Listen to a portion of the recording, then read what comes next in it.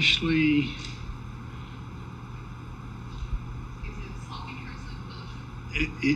Eley. Okay. Senator Johnson, is this the last? I think this is the last.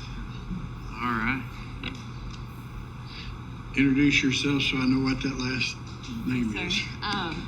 My name is Ashton Eley. I'm just going to go ahead and apologize. When I signed up 5 hours ago, I didn't know how much I would need water and a Snickers right now. So I'm going to try to stick to my notes. And just for full transparency, I do work for the Arkansas Public Policy Panel. Y'all heard my boss, Bill, speak earlier.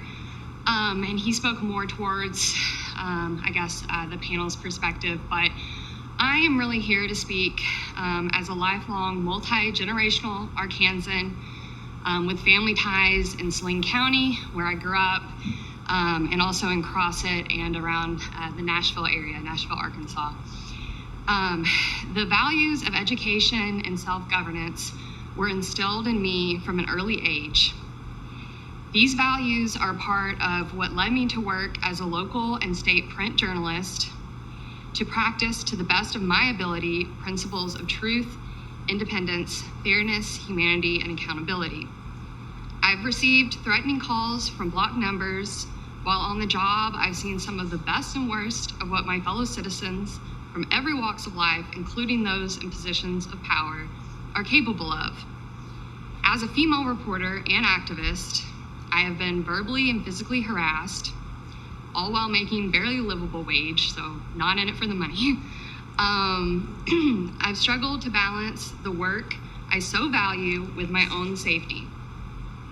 I've seen close friends and colleagues pressured to change jobs, move towns and uproot their families, and pay for their own personal bodyguards, at times due to credible death threats. When Governor Sarah Huckabee Sanders talked Friday about the death threats her and her family have received, I and my colleagues were empathetic. And this is coming from the point of view of someone who will openly acknowledge I'm not a public figure. People might know my byline, but and hopefully we all can be sympathetic to the need to protect children, regardless of what we think about their parents' politics or the wealth or power of their families. I believe in ensuring that the first family is safe from potential harm while in public service.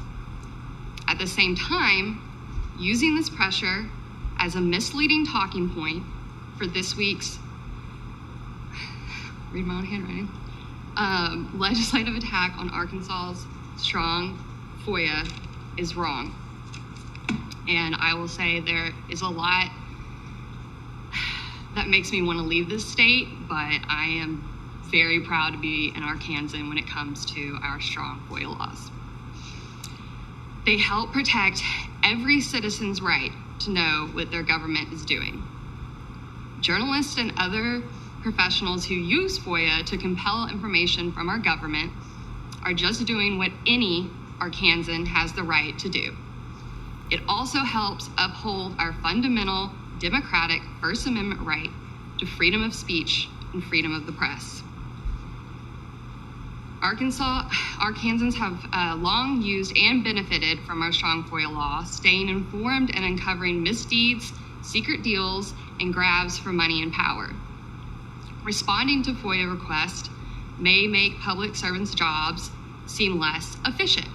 It's true, as Sanders and y'all have also said, but transparency is, in fact, part of the government's job, and you guys work for us. Upholding the strength of this law is not a partisan issue, and this has been talked about. There's been statements from different county Republican parties, Pulaski and Saline included, that have publicly condemned the older version of this bill. I haven't had time to see who all has condemned the one that came out at 9:32 p.m. last night.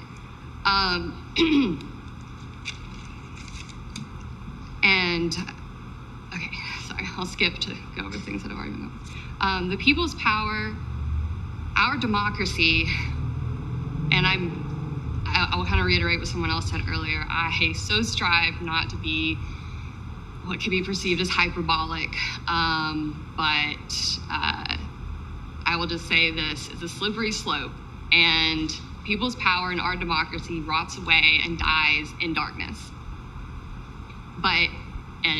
I grew up Christian and slightly evangelical, so I'll just say the light of truth dispels this kind of darkness. Our FOIA already has appropriate public information exemptions in place when it comes to at least what actually pertains to FOIA, security, ongoing litigation, and personnel matters of our public servants. Any further protections needed, and I'm not a security expert either, must be addressed through other means. The safety concerns may very well be legitimate, but this talking point is, as people pointed out, a red herring when it comes to our Arkansas Freedom of Information Act. This proposed amendment is, at least in part, and I believe, an intimidation tactic against those with less power than our governor, but who have the audacity to look into her and other government officials' spending habits. If passed, it would create new exemptions and could very well help further shield government officials committing the unlawful activities that our governor is currently being accused of, our governor and state police department, of them being held accountable for such actions.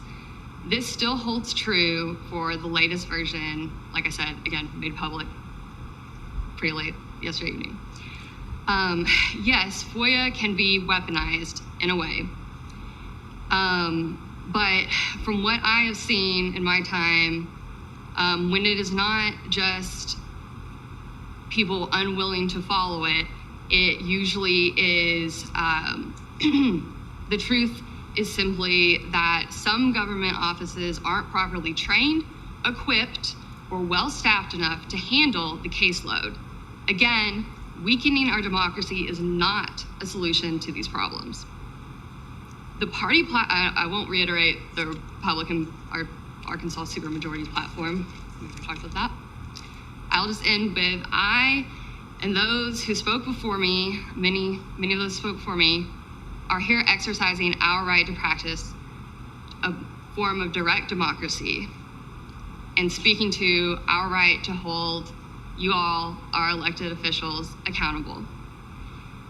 Please listen to the people you serve and vote against this and any bill that weakens our Freedom of Information Act. Thank you. For your testimony, is there any questions?